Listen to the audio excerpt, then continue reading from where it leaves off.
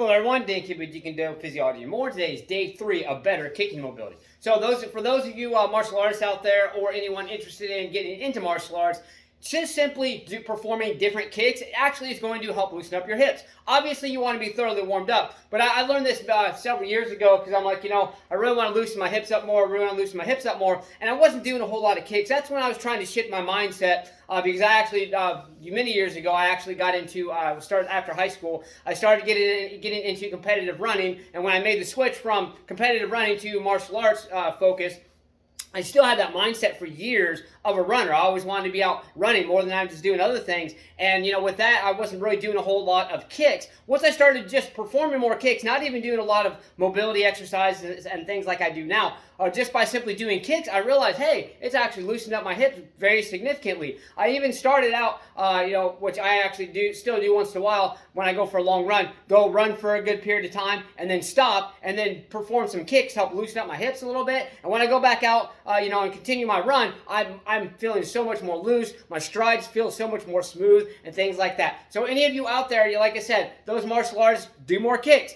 That simply alone is going to help. Now, some of the most beneficial kicks for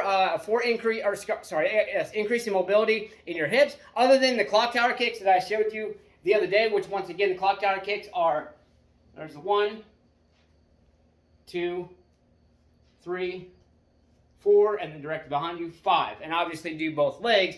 Also, just simply doing side kicks or, like I said, the side kick in Taekwondo, or a sliding side kick, which is what the Jeet Kune side kick is, which is simply like that. Now, when you do it, you don't want to snap. You don't want to snap. You don't want to snap at your knee. You can snap at your hip a little bit, but if you sit there and snap at your knee, you're going to screw your knee up. So you're going to do hip involvement, hip involvement, hip involvement. You got to get that hip involved, okay? So boom, hip, boom, hip, boom, hip. Now you're going to feel it, but if you do those over a period of time, focusing mainly on technique, not so much speed and power, it is going to greatly increase the mobility in your hips.